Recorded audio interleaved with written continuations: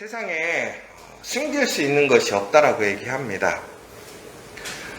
그런데 세상에서 우리가 숨길 수 없는 것 있습니다. 그러나 우리는 하나님께는 아무것도 숨길 수가 없습니다. 하나님은 우리의 머리털마저도 세시는 분이시고 하나님은 우리의 모든 것을 아시는 분이십니다. 그런데 우리는 하나님이 우리에게 알려주시지 않는 것에 대해서는 우리는 하나님의 비밀을 알 수가 없습니다. 그러니까 다시 얘기하자면 하나님은 우리의 모든 비밀, 우리의 모든 것을 아시지만 우리는 하나님에 대해서 하나님께서 말씀해 주시지 않는다면 결코 먼지털 작은 것 하나만으로도 우리는 알 수가 없다라는 것입니다. 종국에는 우리는 하나님께서 말씀하실 때에 우리는 하나님의 깊고 오묘한 그 진리를 깨닫게 되는 것입니다. 여러분, 바로 그 상황 속에서 오늘 우리에게 하나님께서 말씀하고 계시다라는 거예요. 하나님께서 우리에게 말씀을 주셨다라는 것입니다. 여러분, 얼마나 그것이 큰 복인지 모릅니다.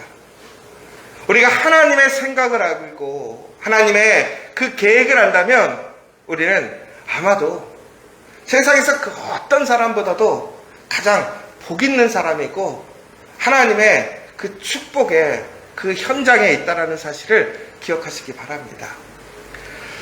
여러분, 우리 서울을 크게 두 곳으로 나누면 강북하고 강남으로 나누어지게 됩니다. 얼마 전에 서울에 비가 많이 왔었어요. 근데 사람들이 그 비가 왔을 때 피해를 우리가 좀 목격하게 되었는데 특별히 강남 지역이 많은 피해를 입었었습니다. 그런데 이제 예전에 강남이 개발되기 전에를 기억하시는 분들은 다들 그렇게 얘기해요. 강남은 원래 그런 곳이었다. 사람이 살기에 그렇게 좋지 못한 곳이었다. 그래서 예전에 강남에는 우리가 잘 아시는 것처럼 배밭이 있거나 이렇게 농사를 지었던 곳이었던 것이죠. 그런데 지금은 천지가 개벽했습니다. 그렇게 쓸모없다고 여겨졌던 땅, 그리고 홍수가 나면 그렇게 피해를 입던 땅이 이제는 우리 대한민국에서 가장 비싼 땅이 되었어요. 왜 그러냐면 이 대한민국의 수도인 서울이 매우 작았었습니다. 그러니까 우리나라라는 것이 이렇게 발전되고 성장하게 되면 그 수도의 역할, 그 지역은 넓어질 수밖에 없는데 사람들은 강남이 개발될 수 있었던 이유는 어떤 계획도 중요하겠지만 필연적이었다라고 얘기를 하는 사람들이 많아요. 그런데 아무튼 그 필연이었던 개발에 대한 어떤 계획이었든 간에 그 시대에 많은 사람들이 강남이 개발될 것을 알지 못했습니다. 그런데 나라에서 이제 강남을 개발하려고 계획을 세웠을 때에 소수의 고위공직자라든가 혹은 그 정보를 알고 있던 사람들이 온갖 땅 투기를 해서 문제가 됐던 적이 있었어요. 여러분, 그런데 바로 그때 우리가 참 아쉬워하는 게 있었잖아요. 야, 그때 우리가 강남에 100평만 땅 사놨어도 지금 그냥 떵떵거리고 살 텐데 그런데 우리가 왜 100평을 못 갖고 있습니까? 그때는 정말 가격이 쌌어요. 어느 정도 사는 사람 같았으면 충분히 살 수 있었고요. 만약에 지금 내가 강북에 집이 있었더라도 지금의 강남이 될 거라고 생각했으면 오늘 우리의 강북에 있는 집을 다 팔아서라도 그 땅을 샀었겠지요. 그런데 사람들은 그 사실을 알지 못했다라는 거예요. 알지 못하니까 사람들은 준비하지 못하고 사지 못했어요. 아는 게 중요한 거예요. 근데 이것은 아무도 알 수가 있는 게 아니죠. 여러분, 세상의 이러한 정보와 계획도 우리가 미리 알면 우리에게 큰 도움이 됩니다. 우리는 그래서 그것을 알고자 얼마나 힘쓰는지 몰라요.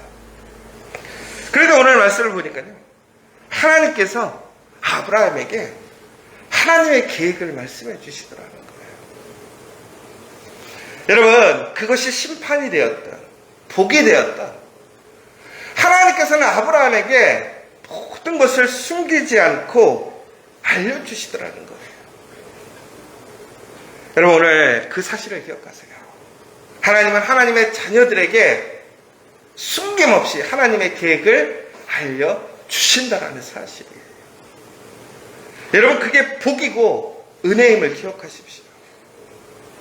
하나님이 말씀하시는 것을 귀 기울이고 그 말씀에 참여해서 하나님의 복을 누리는 저 여러분 되시기를 간절히 소망합니다.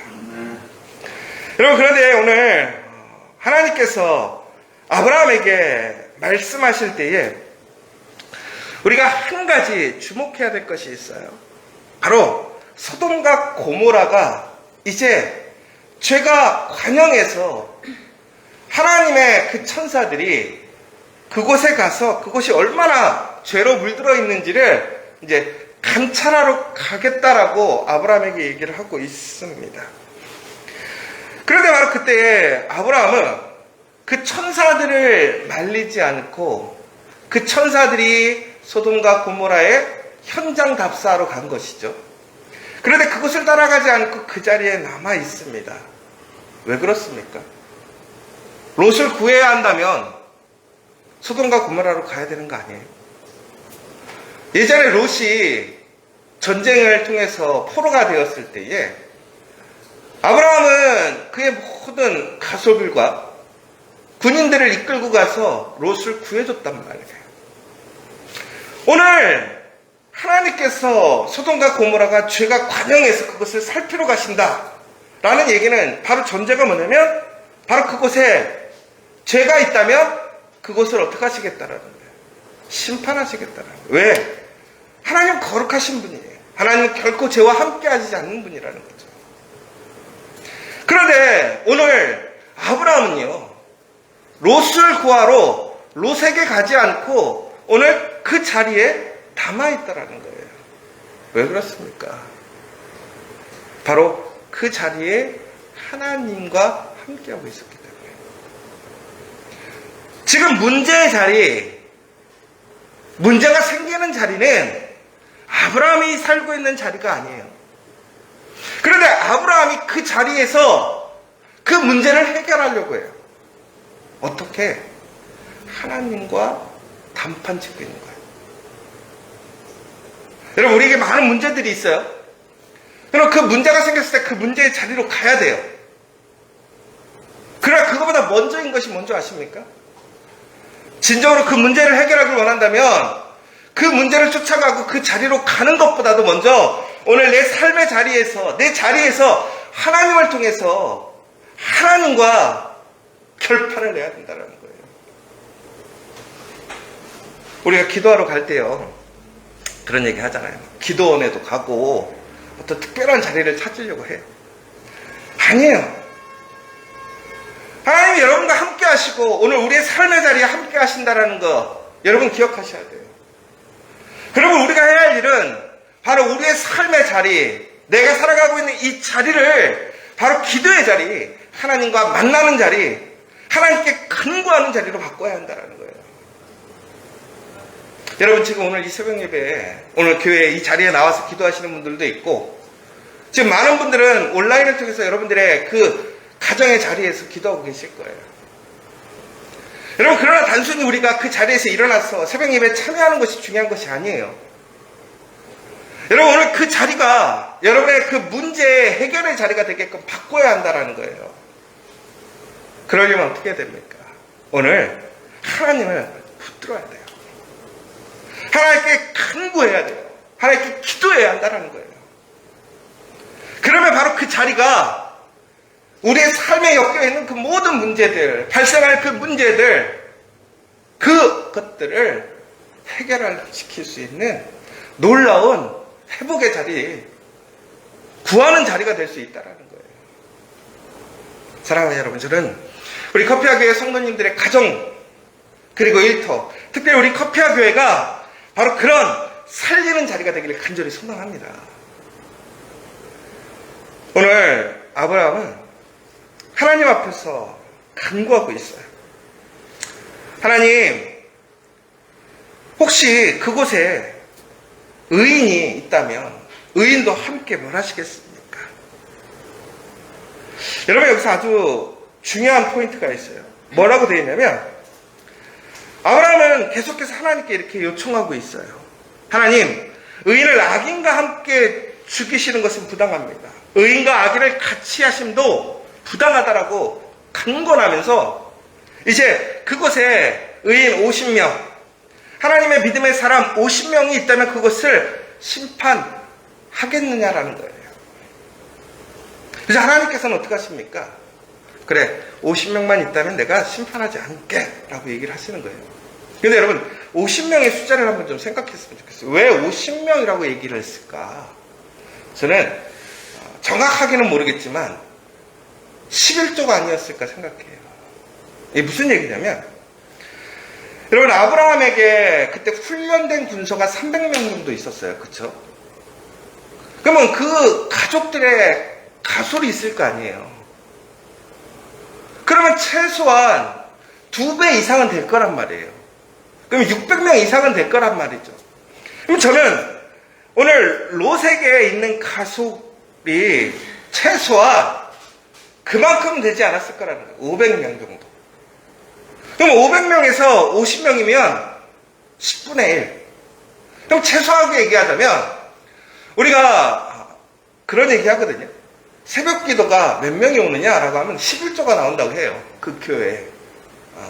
100명이면 10명 나오고, 여러분, 그러니까 그 안에 핵심적인 사람은 10분의 1 정도밖에 되지 않는다라는 얘기인 거죠. 그러니까 한 500명에서 600명 되는 가솔 중에 그래도 롯과 함께 믿음이 있는 사람은 10분의 1은 되겠지라고 생각했던 것이 아닐까라는 생각이 드는 거죠. 그럼 50명을 간구했을 때 아마도 그 안에는 이 정도면 그곳에 하나님의 신실한 은혜가 있을 거라고 생각을 했더라는 거예요. 그런데 여러분, 여기서 아주 중요한 포인트가 하나가 더 있어요. 뭐냐면 오늘 아브라함이 하나님께 물어봤던 그 내용을 통해서 하나님은 그 50명을 이제 인정해줘요. 50명만 있으면 내가 그렇게 하지 않을게. 이것을 다시 얘기하자면 하나님은 의인을 악인과 함께 죽이시지 않는다라는 사실이에요. 더 나아가서는 의인과 악인을 동일하게 대우하지 않으신다라는 사실이에요. 여러분, 오늘 이것이 이제 아브라함을 통한 소돔과 고모라의 구원의 사건에 대한 이야기들도 중요하겠지만 더 중요한 얘기는 바로 하나님은 의인과 악인을 함께 죽이시지 않는다는 사실을 기억하시기 바랍니다. 여러분이 의인의 삶, 우리 가정이 의인의 가정, 우리의 일터가 의인의 일터, 우리 커피와 교회가 하나님의 의로운 교회라면 결코 우리는 이 땅에서 소멸하지 않는다는 사실을 기억하십시오. 심판받지 않는다라는 거예요. 하나님 분명히 의인과 악인을 동일하게 대우하시지 않는다고 그랬어요. 하나님은 의인의 복을 약속하셨습니다. 여러분, 그 복을 누리는 의인이 되시기를 간절히 소망합니다. 그런데 아브라함은 조금 더 안전하게 50명이 아니라 45명을 요구합니다. 그러자 하나님께서는 그것을 들어주시는 거예요. 40명을 요구해요. 들어주셔요. 30명, 20명, 종국에는 10명까지 요구하게 됩니다. 여러분, 오늘 여기서는 두 가지 포인트가 있어요. 아브라함이 왜 계속해서 줄여갈까요? 그 안에서 가장 안전한 숫자로 넘어가는 것 같아요. 우리가 잘 아는 것처럼 10명이라는 것은 롯과 그의 가장 친밀한 사람들, 직계 가족의 직계 가식들만 있어도 10명은 된다는 거예요. 바로 아브라함은 그렇게 그 롯과 또한 그의 소돔과 고모라에 있던 의인들을 구하고 싶었던 거예요. 생명을 존귀하게 여기는 것이죠. 그런데 안타까운 일은 뭡니까? 그 10명도 없더라는 거예요. 여러분, 사람이 많은 게 중요한 게 아니에요. 얼마나 믿음의 사람이 있느냐가 중요한 거예요. 여러분, 우리의 일터에 나와 함께 일하는 사람이 많은 거 중요한 거 아니에요. 교회 교인이 많은 게 중요한 게 아니라는 거예요. 참된 믿음의 사람이 있어야 한다는 거예요. 여러분, 10,000명이 있으면 뭐예요? 그 중에 의인 10명이 못 나오면 아무 의미도 없고 영향력도 없고 능력이 없는 교회란 말이에요.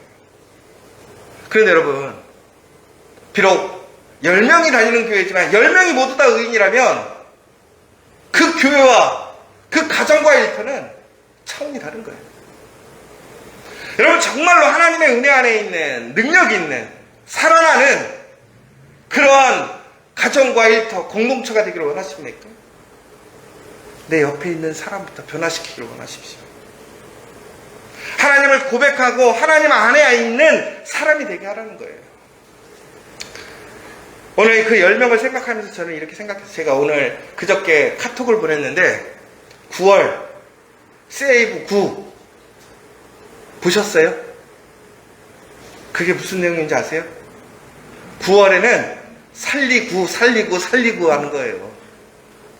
살리자는 거예요. 살리자. 몇 명을? 9명을. 내가 9명만 살리면 어떻게 되는 거예요? 역사가 일어나는 거예요. 여러분, 강남에 땅을 내가 사서 부자가 될 수 있는 기회가 왔다고 생각해 보세요. 분명히 거기가 개발돼. 그러면 여러분 지금 집 팔고 거기 안 사시겠어요?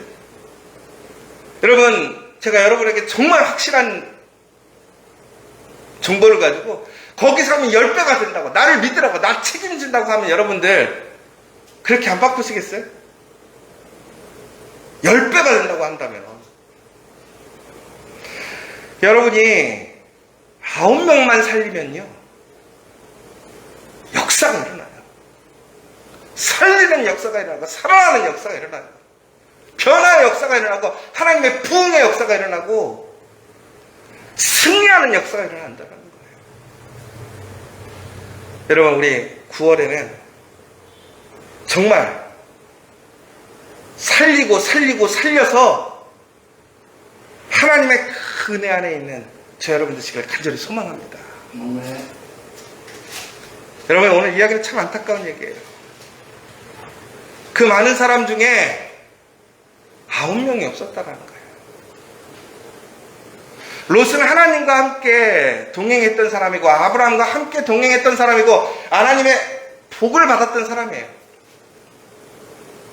아브라함과 동등한 은혜에 있던 사람인데 아브라함에게는 지금 수많은 사람들이 하나님의 은혜 안에 있어요. 근데 롯은 그렇게 살지 못했어요. 오늘 우리의 문제는 바로 나에게 있음을 기억하십시오. 나에게 은혜가 없는 것이 아니라 그 은혜를 은혜로서 살지 못했던 나에게 있음을 기억하십시오. 이제 우리가 해야 할 일은 뭐예요? 그 하나님을 정확하게 증거하고 보여주는 거예요. 내가 물질로 내 자녀를 보호해주고 지켜주는 게 진짜가 아니라는 거예요. 하나님을 알게 해줘야 된다는 거예요. 하나님을 고백하게 해줘야 된다는 거예요. 내 배우자를, 내 친척을, 내 일터에 있는 사람들을 하나님을 알게 해줘야 된다는 거예요. 하나님을 고백하게 하지 않는다면 그것은 죽어버릴 수밖에 없다는 거예요. 여러분의 가정부터 살리기를 원합니다. 일터를 살리기를 원하고 우리 커피와 교회를 통해서 이 용산을 살리는 놀라운 역사, 서울을 살리는 놀라운 역사 일어나기를 간절히 소망합니다. 오늘 이 시간 우리 함께 기도했으면 좋겠습니다. 하나님께 우리는 아무것도 숨길 수 없어요. 그러나 우리는 하나님에 대해서 알 수가 없어요. 진리를 알 수 없어요. 그러나 하나님은 하나님의 자녀에게 모든 것을 말씀해 주십니다. 여러분, 진정으로 복을 받기를 원하십니까? 하나님의 은혜 안에 있기를 원하십니까? 그렇다면 오늘 우리는 하나님 앞에 나아가 간구하고 기도해야 합니다. 하나님의 뜻을 구해야 합니다. 그리고 더 나아가서는 오늘 우리의 삶의 자리에서 하나님의 말씀을 통해서 살리는 사람들 되어야 합니다. 우리의 가족을 살려야 합니다. 우리의 동역자를 살려야 됩니다. 우리 교회를 살리고 지역을 살려야 합니다. 옆에 사람이 많은 게 중요한 게 아니에요. 하나님을 고백하는 그 의인의 사람이 돼야 우리는 살아나고 변화가 되고 역사가 일어납니다. 여러분 잘 되길 원하십니까? 의인을 세우십시오. 의인을 회복시키시고 의인을 살리십시오. 우리 커피아 교회 그 놀라운 역사 일어나기를 간절히 기도하시고 여러분의 가정과 일터가 그 은혜 안에 있기를 간절히 기도하셨으면 좋겠고요. 또한 우리 모든 믿음의 교우들 영육간에 강건할 수 있도록 또한 이제 9월이 새롭게 시작되었습니다. 이 9월 살리는 역사, 살리는 그 놀라운 은혜를 체험할 수 있도록 다시 한번 간절히 기도해 주시고 각자의 기도 제목 간절히 기도하시면서 돌아가는 시간 되었으면 좋겠습니다.